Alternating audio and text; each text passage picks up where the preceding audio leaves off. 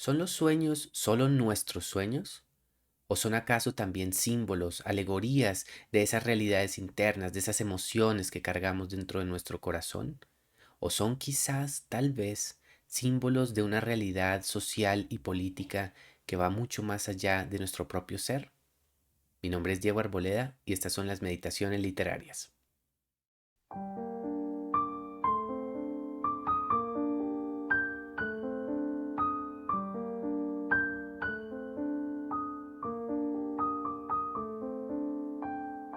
En esta ocasión, en nuestras meditaciones literarias, quiero rendirle un sentido y gran homenaje a una de las mejores novelas de la primera mitad del siglo XIX ruso. Se trata de La hija del capitán, escrita por Alexander Pushkin y publicada originalmente en el año de 1836. Sobre esta novela yo ya había hablado previamente en este canal en un recuento de lecturas que pueden encontrar aquí. Aquí pueden encontrar el enlace en donde yo ya hice algunas reflexiones sobre las características generales que me parecieron más atractivas de un texto que siento yo sigue reverberando de poesía, de talento y de cualidad narrativa hasta el día de hoy. Pero en esta meditación en particular quería centrarme en un episodio que se encuentra en el final del capítulo segundo de esta novela, es decir, al puro principio de la novela. Un episodio que nos introduce a uno de estos grandes leitmotivs o estos grandes temas de la historia de la literatura y, por supuesto, de la literatura rusa, que es el universo del sueño. El sueño como un espacio no solamente de expresión de extrañas figuras, de extrañas circunstancias, no, sino como un espacio profético, un espacio simbólico, un espacio de revelación, un espacio que incluso por momentos parece convertirse en una especie de anuncio de un futuro que aún no ha llegado y que el autor o la autora explora a través de dichos simbolismos y a través de los cuales nos quiere empezar a presentar algunas de esas grandes incertidumbres, preguntas o esperanzas que se tienen sobre esos días que habrán de llegar. El sueño, por lo tanto, es un espacio muy rico de sentidos, lleno de sentidos, que en este caso en particular, siento yo, en este episodio en particular que les voy a presentar el día de hoy, abrió una serie de perspectivas que habrían de ser utilizadas por otros autores del siglo XIX ruso y también por autores de la época soviética. Es un episodio que dentro de su oscuridad aparente presenta muchas de esas grandes preguntas sobre el futuro potencial de esa Rusia del siglo XIX y que creo que yo también abre una serie de preguntas sobre el destino de cualquier nación, de cualquier futuro. Entonces, sin más preámbulos, vamos a explorar este pasaje, un pasaje muy corto que sin embargo creo que tiene una gran riqueza analítica y que nos permitirá, por supuesto, también rendirle homenaje, como ya señalaba, a este prodigioso texto, esta novela que nos ha acompañado durante ya casi 2 siglos y que está llena de unos sentidos maravillosos y que mezcla de una manera muy inteligente una historia de amor con una exploración histórica de un periodo trascendental de la historia rusa. Entonces, vamos adelante.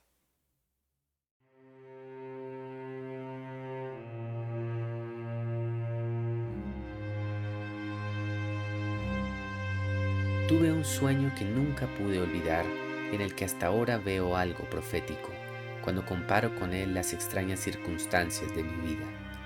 El lector me perdonará, porque seguramente sabe por experiencia que es muy propio del hombre entregarse a la superstición por mucho desprecio que tenga a los prejuicios. Me encontraba en aquel estado de ánimo en que la realidad, cediendo el paso al ensueño, se funde con él en las vagas imágenes del duermevela. Me parecía que la tempestad seguía con la misma furia y nosotros estábamos todavía dando vueltas por el desierto de nieve.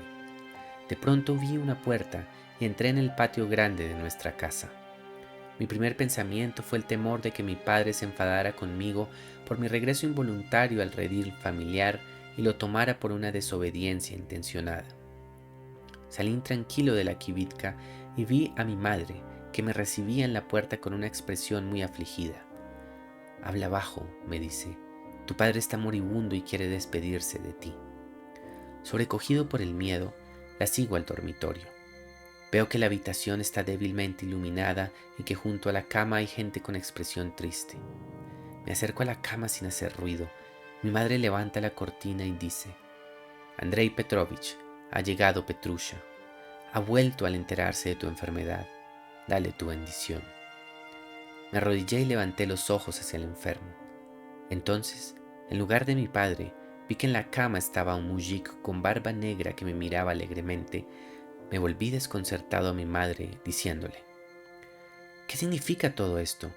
Este no es mi padre. ¿Por qué voy a pedir la bendición a un mujik? No importa, Petrusha, respondió mi madre. Es tu padrino. Bésale la mano y que te bendiga. Yo me resistía. Entonces el hombre se levantó de la cama de un salto, sacó un hacha y se puso a agitarla. Quise echar a correr, pero no pude. La habitación se llenó de muertos. Yo tropezaba con los cuerpos y resbalaba en los charcos de sangre. El terrible mujik me llamaba con voz cariñosa diciendo: no tengas miedo, acércate para que te dé la bendición. El miedo y la sorpresa se apoderaron de mí. En ese momento me desperté.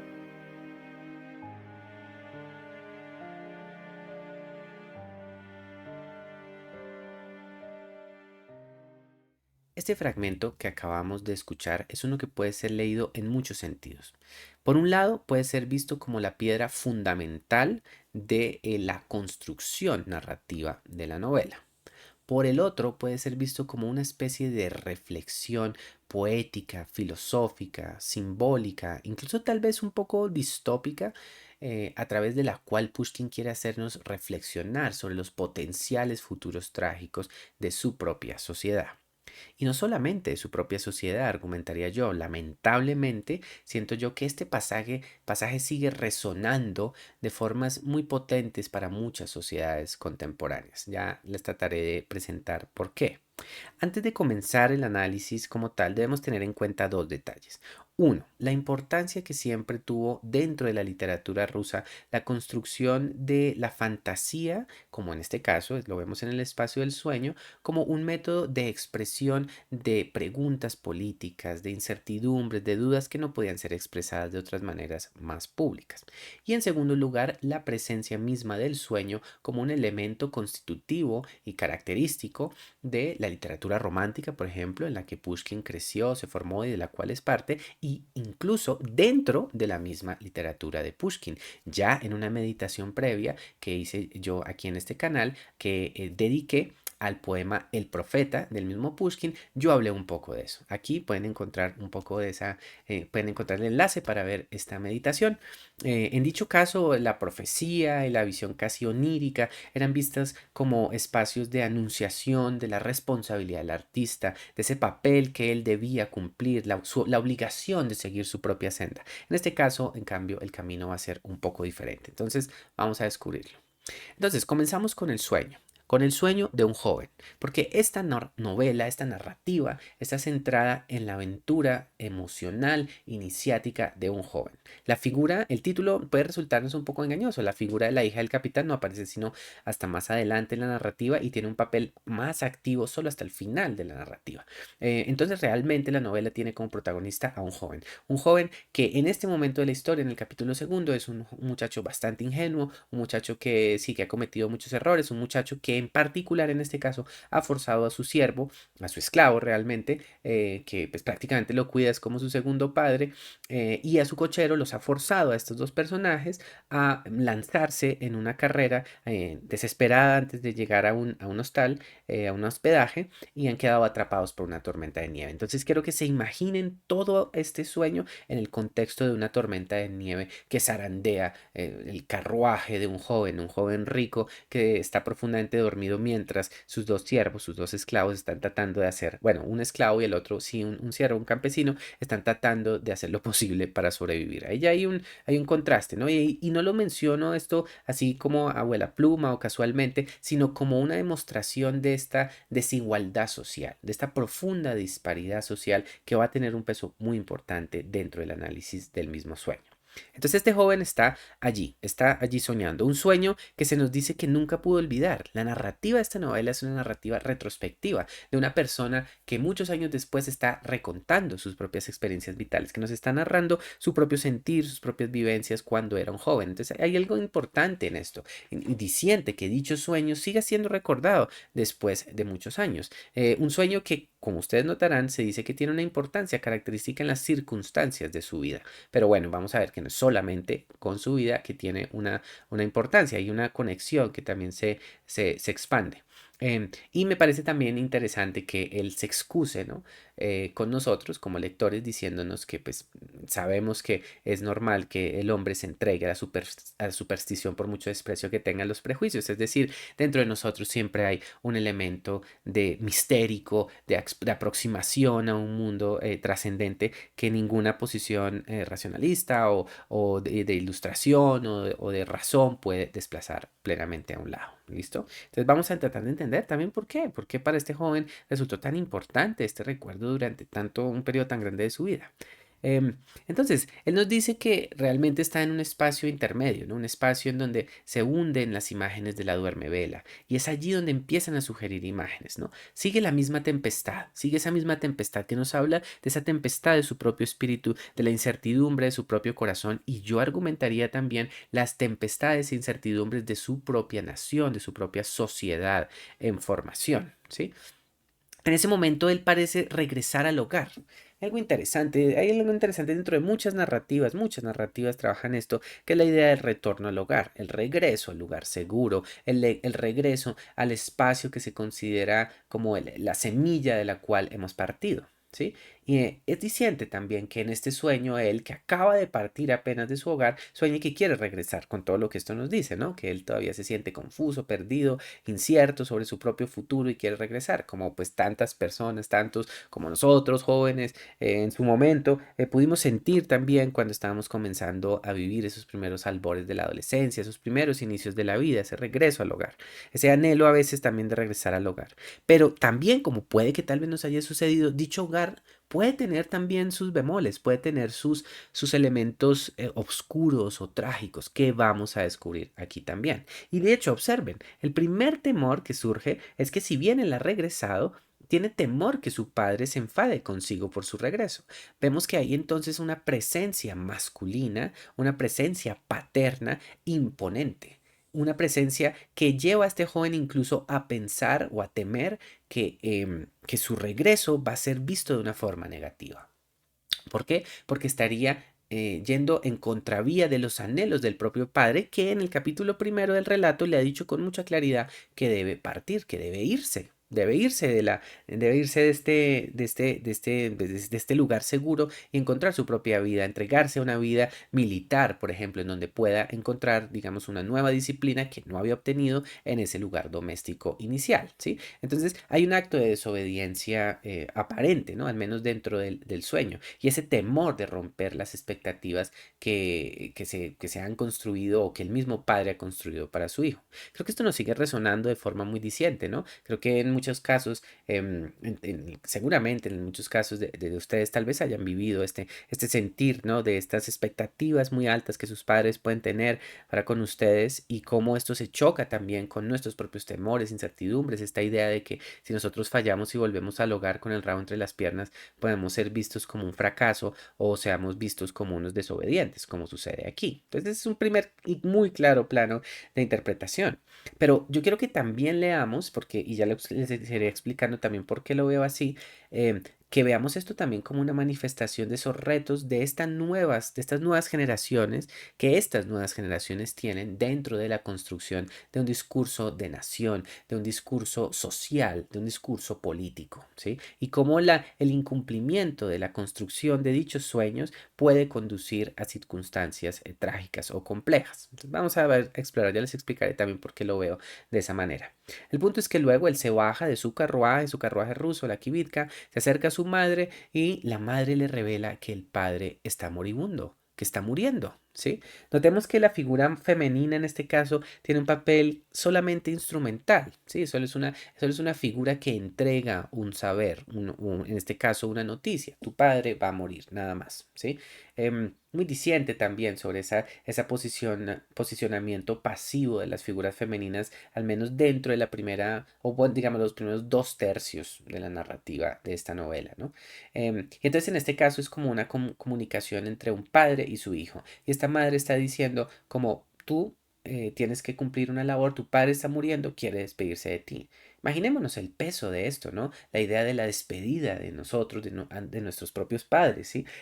Despedir a ese ser que, mal que bien, también ha sido una parte central de nuestros procesos educativos, de nuestras enseñanzas emocionales o de nuestras faltas y carencias emocionales también, ¿no? El punto es que hay un vínculo muy claro. Entonces, ahora lo que parecía ser un acto de desobediencia se convierte en un homenaje, en una expresión de un último homenaje, de ese encuentro con ese padre poco antes de su muerte.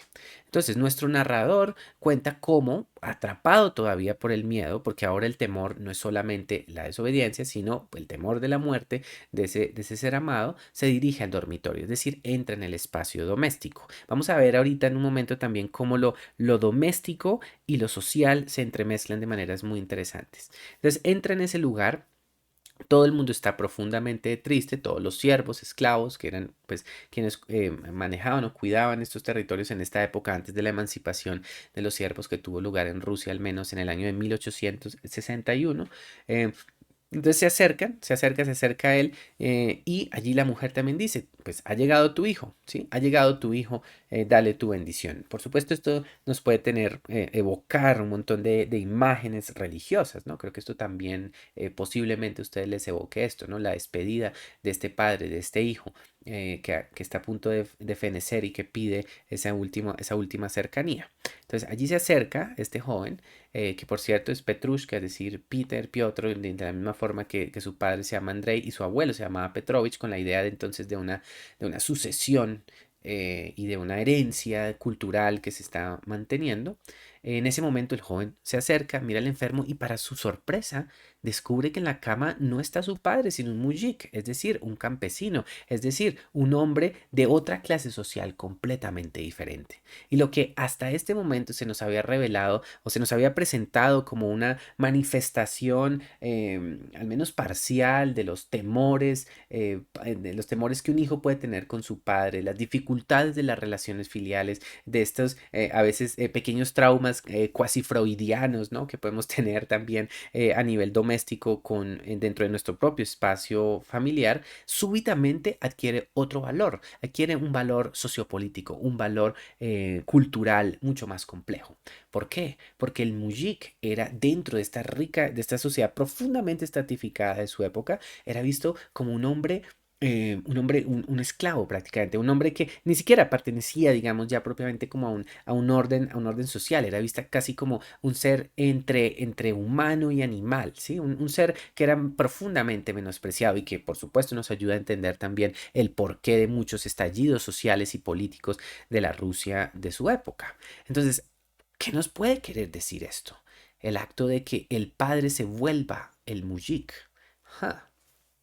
Él mismo se sorprende, ¿no? Dice, este no es mi padre, ¿por qué voy a pedir la bendición a un mujik? Yo, hombre rico, hombre de sociedad, joven, que me estoy posicionando dentro de este pequeño círculo, ¿por qué tengo que pedirle la bendición a un campesino? Ni siquiera como a un hombre del nivel más raso posible. ¿Cómo puede ser esto? Y entonces notemos la respuesta de la madre. No importa, Petrusha, es tu padrino. Hmm. Es decir, sigue teniendo un valor filial, sigue teniendo una cierta conexión, pero ahora es una conexión que es, digamos, metafórica, simbólica, es tu padrino. Entonces, ¿esto qué nos dice? Creo que aquí es muy importante que nosotros pensemos cómo muchas veces en muchos episodios de la historia rusa nosotros hemos visto la idea del padre. El padre no es solamente nuestro padre, no. Dentro de este periodo zarista, el padre o el padrecito, como se decía, era el zar. Era el zar, era el más grande de los padres dentro de la tierra, por supuesto. Luego teníamos un padre que era el padre espiritual, era Dios, que estaba también mirándonos desde lo alto, a veces sojuzgándonos desde lo alto.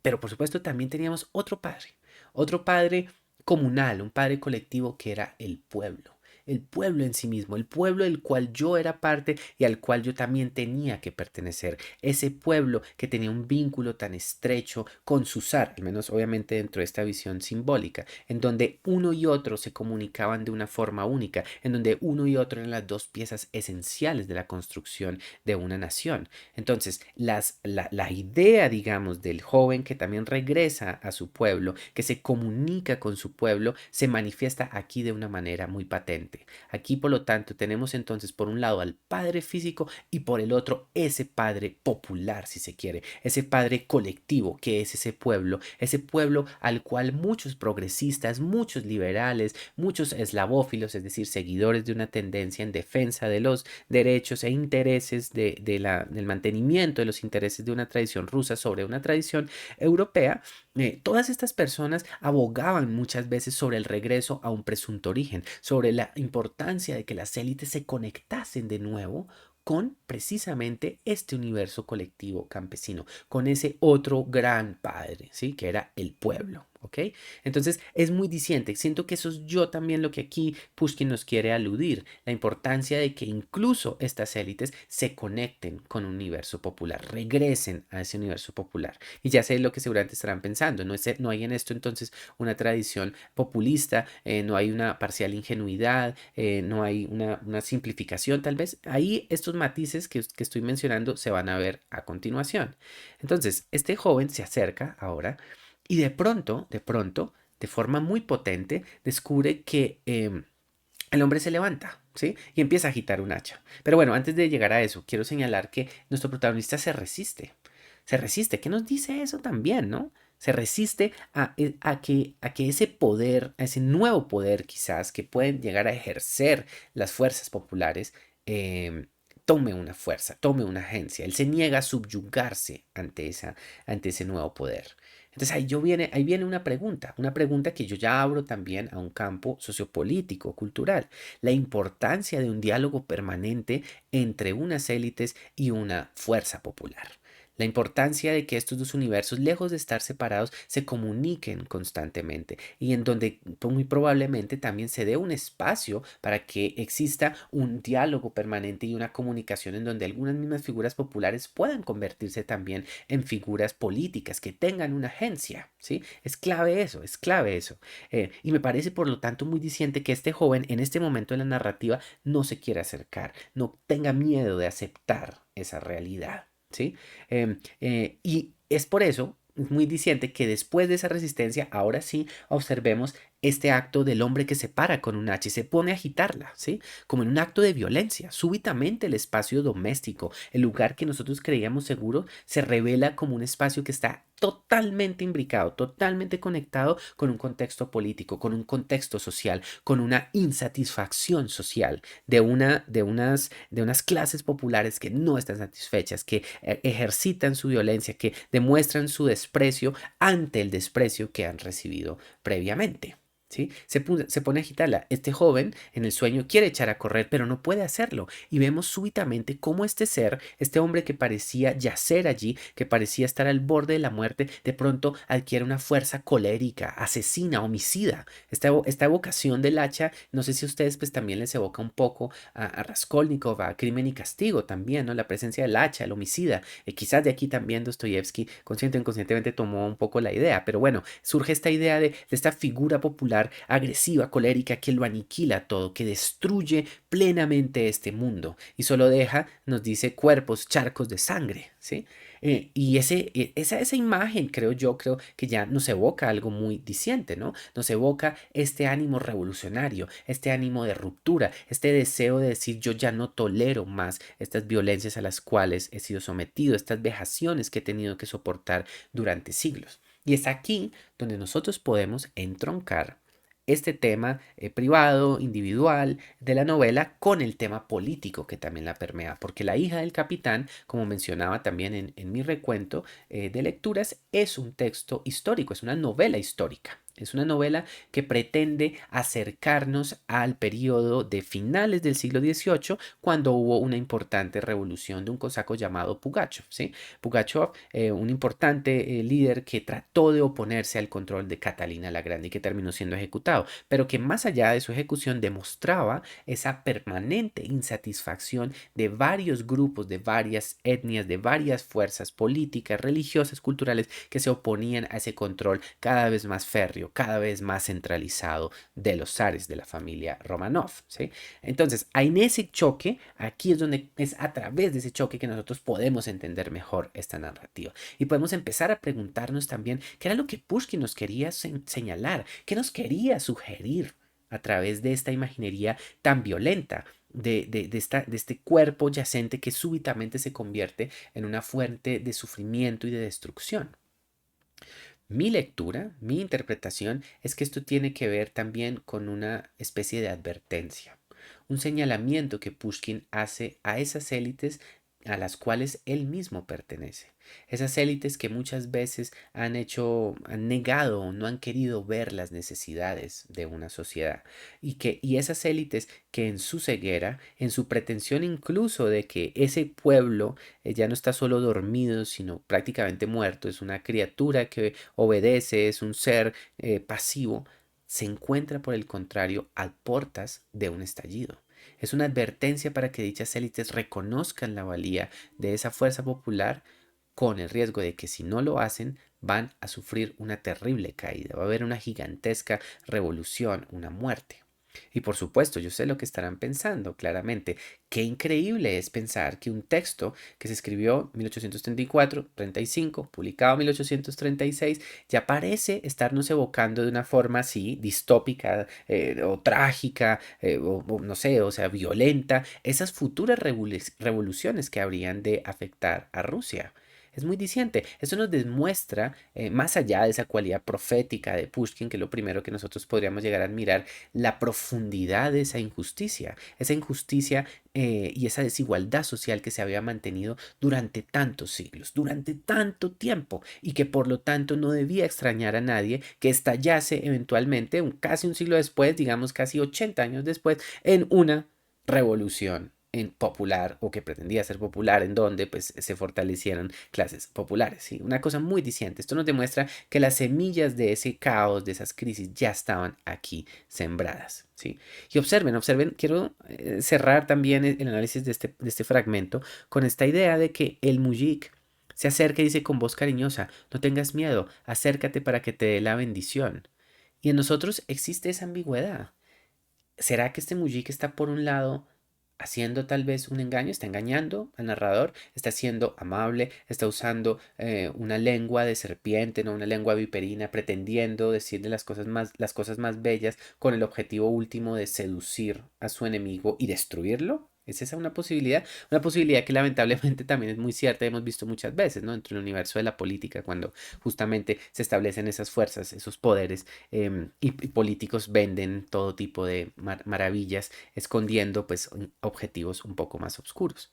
¿O será que acaso este gesto es un gesto de genuina cercanía, un gesto que a esta persona al menos le está diciendo, acércate, quiero ahora yo darte la bendición, es decir, quiero ser ahora yo quien tenga el poder y te reconozca a ti como un súbdito? Hmm. Hay una pregunta grande y la dejo allí para si en caso de que ustedes tienen interés, también sigan leyendo, lean la novela y descubran que esto aplica mucho a las realidades del joven que el joven habrá de vivir allí más adelante, ¿sí? Pero que creo que por supuesto se abre también a preguntas sobre la sociedad de esta época, la sociedad rusa de su momento, sobre qué nos puede suceder si nosotros entonces decidimos entrar en una comunicación. ¿Cuál será la respuesta de ese otro lado? ¿Existirá un reconocimiento? ¿Existirá una nueva construcción paternalista, un cambio de jerarquías, más que una igualdad, una transformación completa de fuerzas de poder? ¿Qué es lo que va a suceder? Queda una ambigüedad. Y es por eso que dicha ambigüedad solo se puede resolver a través del acto del despertar. Un despertar que nos muestra que nuestra realidad muchas veces es más imperfecta o menos reveladora que un mismo sueño. Que un sueño que puede parecer una experiencia onírica, una experiencia un poco absurda que sin embargo esconde muchas verdades y muchas preguntas sobre la misma sociedad.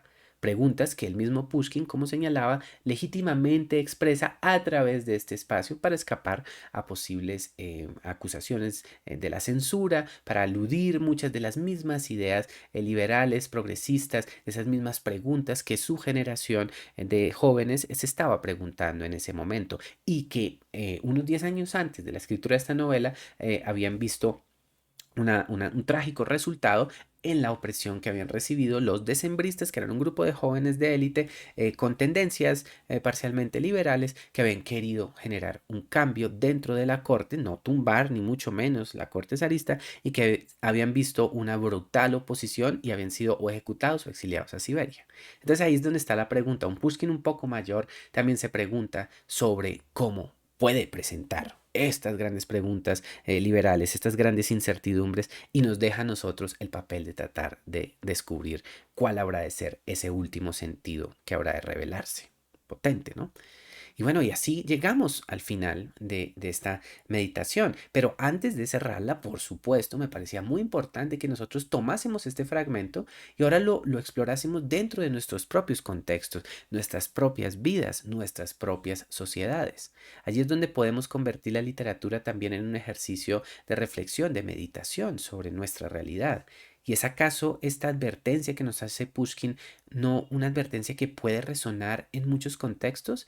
¿Es acaso un señalamiento también sobre la desidia, la indiferencia, el desdén que tantas élites en tantas partes del mundo han demostrado por sus propios súbditos, por sus propios ciudadanos, por las propias personas a quienes dicen defender? ¿Y no es este sueño también una alusión o una pregunta que se hace o que nos hace a todos Pushkin sobre cuáles pueden ser los resultados de esa indiferencia si nosotros, nosotras, nosotres que somos parte o que hemos tenido la fortuna de recibir un conocimiento intelectual, de recibir una serie de ventajas institucionales, de géneros, etcétera? ¿Qué puede suceder si nosotros no reconocemos el estatus, la capacidad de nuestro privilegio y no reconocemos el potencial que dicha negación de esos privilegios puede llevar hacia un desastre, hacia un estallido, hacia una destrucción? ¿Qué puede pasar allí? La importancia de que escuchemos, la importancia de que descubramos también las necesidades de esa otra fuerza,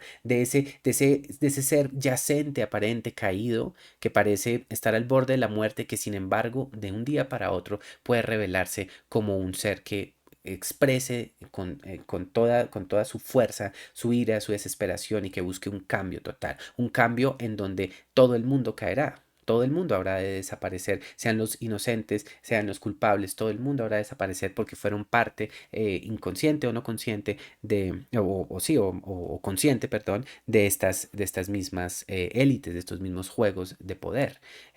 Que sea esta una reflexión poderosa que nos permita a nosotros reflexionar también sobre nuestros propios potenciales, nuestras propias responsabilidades como entes, o como personas que somos parte de una sociedad. Entonces, pues muchas gracias, como de costumbre. Mi nombre es Diego Arboleda, estas son las meditaciones literarias y hasta una próxima ocasión.